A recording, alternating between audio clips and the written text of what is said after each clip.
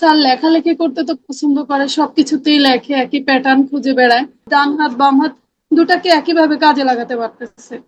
নানা লোকের নানা পরামর্শ আর হাজারটা থেরাপির চক্কর কেটে কি আপনি ক্লান্ত? যখন সবাই বলে আপনার বাচ্চা ঠিক হবে না, তখন মনে রাখবেন তারা শুধু বাচ্চার সীমাবদ্ধতা দেখেছে, সম্ভাবনা নয়। আপনার বাচ্চার এমন এক পাওয়ার আছে যা নর্মালকেও ছাড়িয়ে যায়, শুধু আপনার দেখার চোখটি নেই। আমরা আপনাকে সেই দেখার দৃষ্টিভঙ্গি এবং সঠিক আউটকাম পর্যন্ত পৌঁছানোর রাস্তা দেখাবো।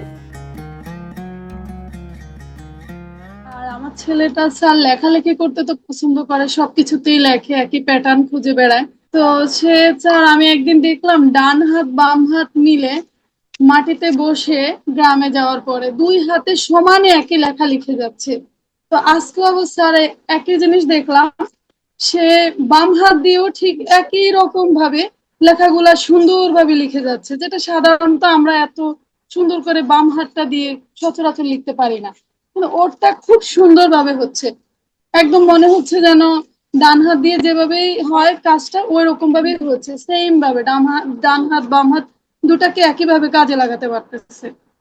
আর ওকে। হচ্ছে বাসায় ওই যে কেউ আসা যাওয়া নিয়ে একটু ইমোশনাল হয়ে যায়, এই জিনিসটা একটু লক্ষ্য করি, কেউ আসে গেলেও একটু হয়ে যায়, ইমোশনালি ফিল করে। তাহলে আশা আছে, এটুকু বুঝতে পারছেন?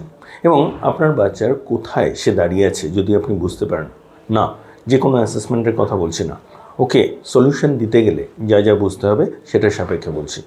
যদি সেটা বোঝা যায় সেখানে কিন্তু সলিউশন দেওয়া যাবে। সুতরাং আপনারা যদি একটা ফ্রি ডেভেলপমেন্টাল অডিট চান, আমাদের নাম্বার দেওয়া রইল, হোয়াটসঅ্যাপে যোগাযোগ করুন, জানান যে আপনি একটা ফ্রি ডেভেলপমেন্টাল অডিট চাইছেন, আমরা অবশ্যই আপনাকে সাহায্য করব।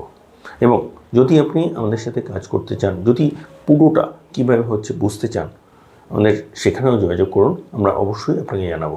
নিচে ডেসক্রিপশনে ডিটেলস দেওয়া রইল, আমাদের স্ক্রিনেও ডিটেলস দেখতে পাচ্ছেন। আমরা আছি আপনার সাথে। নমস্কার।